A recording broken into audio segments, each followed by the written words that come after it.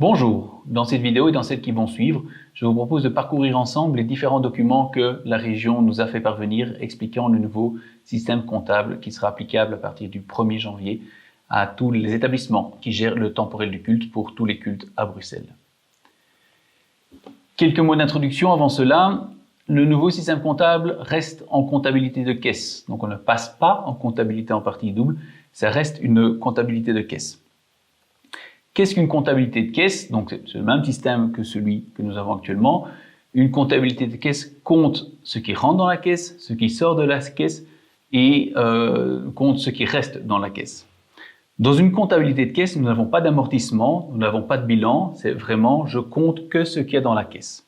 Pour prendre un exemple des limites d'une comptabilité de caisse, imaginez que le 10 janvier, vous fassiez le plein de mazout, vous payez, mettons, 5 000 €. La communauté consomme beaucoup. En novembre, vous recommandez 5 000 € de mazout. Ça vous fait donc 10 000 € de mazout sur cette année-là. L'année d'après, vous consommez moins. Vous tenez toute l'année avec le mazout commandé en novembre. Vous ne recommandez plus.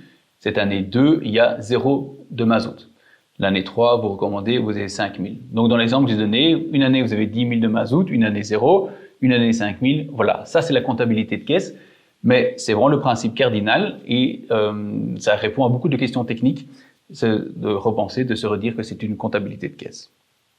Petit détail en plus, dans les mesures transitoires, le compte 2022, donc vous allez commencer à rédiger l'année prochaine, le compte 2022 est à déposer selon l'ancien plan comptable aux communes. Et quelque part c'est logique, c'est parce que les communes ont pour partie financé l'exercice 2022, il est normal qu'elles puissent émettre un avis sur les comptes que vous rendrez. Donc, compte 2022 selon l'ancien système et on va utiliser le nouveau système, le nouveau plan comptable à partir du budget 2024. Point 1, transmission des dossiers financiers. Ici, il n'y a pas grand-chose à dire. La région, à un moment, pensait faire un grand marché public pour un grand programme comptable en ligne qui serait d'application pour tous les établissements cultuels. Finalement, elle a réduit ses ambitions. Elle va développer une application en interne qui sera une application probablement du type Taxon Web. Donc la trésorière, le trésorier se connecte avec sa carte d'identité et remplit tous les chiffres en ligne. Je n'ai pas encore pu voir cette application, donc je ne vais pas vous en dire beaucoup plus. Comme elle ne sera pas prête à temps, pour le 1er janvier 2023, la région nous fera parvenir un tableau Excel pour tenir nos comptabilités à partir donc du 1er janvier 2023. Ce tableau Excel, je ne l'ai pas vu non plus, donc je ne sais pas vous en dire beaucoup plus. La note, au point 1 de la note, demande que chaque établissement se coordonne avec son organe représentatif pour la transmission de ces pièces comptables, compte et budget. Je propose pour nous, culte catholique, de faire au plus simple. Quand vous envoyez par courriel vos comptes, vos budgets à la région, vous me tenez en copie. Je pense que le plus pragmatique, c'est que vous imprimiez l'Excel, vous le fassiez signer par tous les membres du conseil d'administration, donc nouveau nom du conseil des fabriques, et vous l'envoyez donc par courrier électronique à l'adresse de la région, vous mettez en copie, et alors, s'il vous plaît, moi ça m'aide en tout cas, rajoutez le fichier Excel, parce que si j'ai plusieurs fichiers Excel, ce sera plus facile pour moi de faire les compilations dans le cadre de l'association. Les nouveaux délais, les budgets sont à déposer pour le 1er septembre, soit à la région, pour les établissements qui ne sont pas membres de l'association, soit à l'association. Et là encore, transmission le plus simple par courrier électronique, tant qu'on n'a pas l'application de la région. Les comptes, eux, sont à déposer pour le 10 avril, soit à la région, soit à l'association. Pour le point 2 explique la compilation des dossiers financiers au sein de l'association. Donc je rappelle que l'association, c'est cette institution qui va recueillir les différents comptes et budgets de ses membres, qui les assemble en un compte unique ou un budget unique et le dépose à la région. La région attribue son subside à l'association qui le fait redescendre à ses membres. C'est une pure opération mathématique d'addition. Donc l'association est l'endroit où on additionne les comptes et les budgets de ces différents membres pour présenter à la région un compte unique. L'avantage extrêmement important pour nous dans le culte catholique, c'est que le subside qu'octroie la région monte à 40% au sein de l'association et c'est 40% du total des dépenses de tous ses membres. Donc le subside régional maximal, c'est 40% des dépenses compilées au sein de l'association.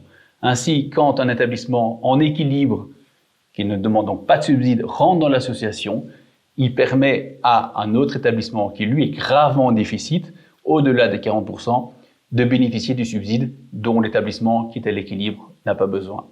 Ce mécanisme d'association est la seule façon pour nous, dans le culte catholique, de rendre la réforme viable.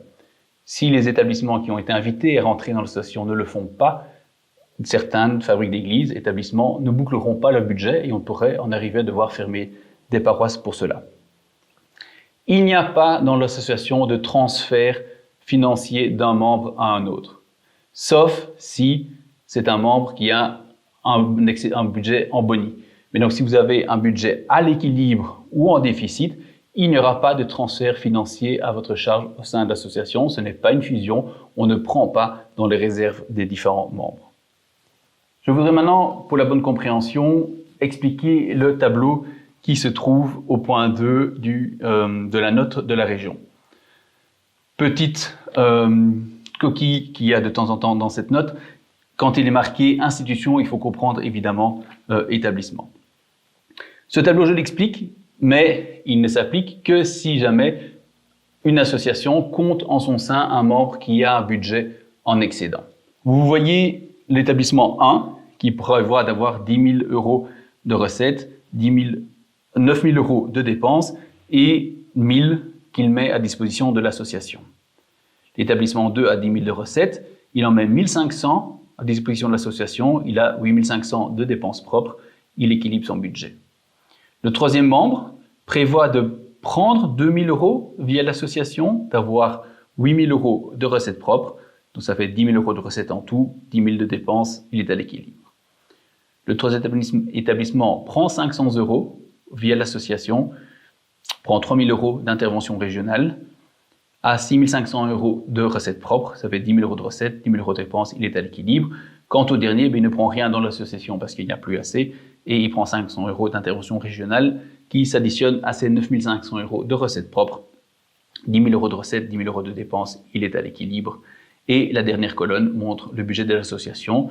Dans l'association, il y a 2 500 euros de transfert, 3 500 d'intervention régionale, 44 000 de recettes propres cumulées des divers établissements, ce qui équilibre le budget au niveau de l'association. Donc ce tableau que je viens de vous expliquer illustre ce qui se passe si un ou des établissements en excédent budgétaire rentrent dans l'association. Je rappelle que nous sommes en comptabilité de caisse et que donc un excédent budgétaire, une fabrique d'église, un établissement qui est en excédent, ça ne veut pas dire que cette fabrique d'église ou cet établissement s'enrichit au cours de l'année en question, ça veut dire que le budget prévoit qu'il restera quelque chose à la caisse, dans la caisse en fin d'année. Un budget à l'équilibre qui est à 0, c'est un budget qui prévoit qu'en fin d'année, les moyens de fonctionnement seront à 0. Au point 3 de sa note, la région nous dresse la liste des différents documents comptables. Il y a d'abord un modèle de budget et de compte. Ce modèle de budget et de compte est le même pour tous les cultes. Elle ne prévoit pas de modèle pour les modifications budgétaires. Si vous introduisez une modification budgétaire, mais inspirez-vous, je dirais, du modèle de budget pour mettre en évidence ce qui change.